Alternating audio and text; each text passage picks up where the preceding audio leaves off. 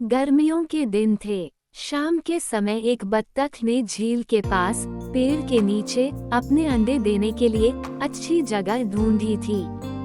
उसने वहां पर 5 अंडे दिए। उसने देखा कि उसके 5 अंडों में से एक अंडा सबसे बहुत अलग था, जिसे देखकर वह परेशान रहने लगी। उसने अंडों से बच्चों के बाहर आने तक का इंतजार किया। फिर एक सुबह उसके 4 अंडों में से उसके 4 नन्हे बच्चे बाहर आ गए। वो सभी बहुत सुंदर और प्यारे थे, लेकिन उसके 5वें अंडे से अभी तक बच्चा बाहर नहीं आया था। बत्तख ने कहा कि यह 5वें अंडे का बच्चा उसका सबसे सुंदर बच्चा होगा, तभी वह बाहर आने में इतना ज्यादा समय ले रहा है।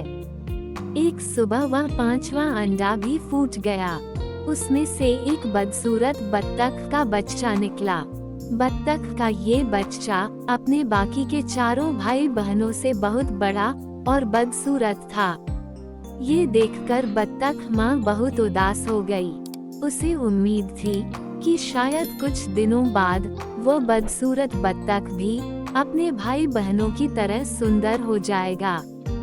कई दिन बीत जाने के बाद भी वह बत्तख का बच्चा बदसूरत ही रहा। बदसूरत होने की वजह से उसके सारे भाई बहन उसका मजाक भी उड़ाते थे और कोई भी उसके साथ नहीं खेलता था। वह बदसूरत बत्तख का बच्चा बहुत उदास रहने लगा।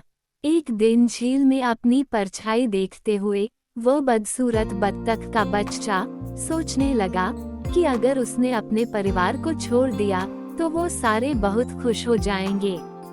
वो किसी दूसरे जंगल में चला जाएगा। यही सोचकर वह किसी घने जंगल में चला गया। जल्द ही सर्दियों के दिन आ गए। हर तरफ बर्फ की बारिश हो रही थी। बदसूरत बत्तख के बच्चे को ठंड लग रही थी। उसके पास खाने पीने के लिए भी कुछ नहीं था। वहाँ से वह एक बत्तख के परिवार के पास गया। उन्होंने उसे भगा दिया। फिर वो एक मुर्गी के घर गया। मुर्गी ने भी उसे चोंच मारकर भगा दिया।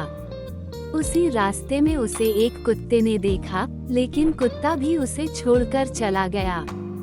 बदसूरत बत्तख उदास मन से सोचने लगा कि वह इतना बदसूरत है कि कुत्ता भी उसे नहीं खाना चाहता है।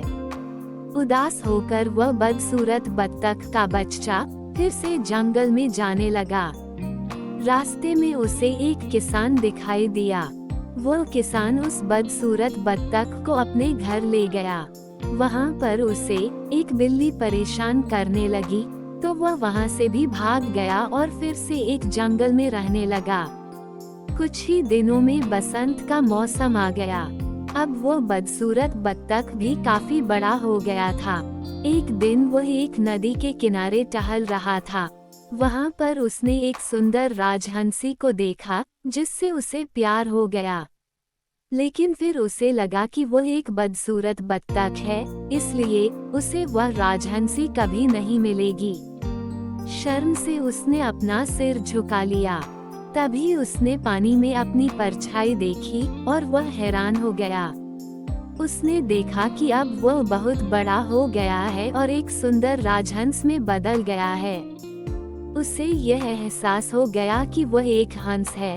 तभी वह अपने बाकी के बत्तख भाई बहनों से काफी अलग था। जल्द ही उस बदसूरत बत्तख से राजहंस बने उस हंस ने हंसनी से शादी कर ली और दोनों खुशी खुशी रहने लगे। कहानी से सीख, सही समय आने पर हर कोई अपनी सही पहचान कर सकता है। तभी वह अपने गुणों को पहचान कर अपने दुखों को दूर कर सकता है।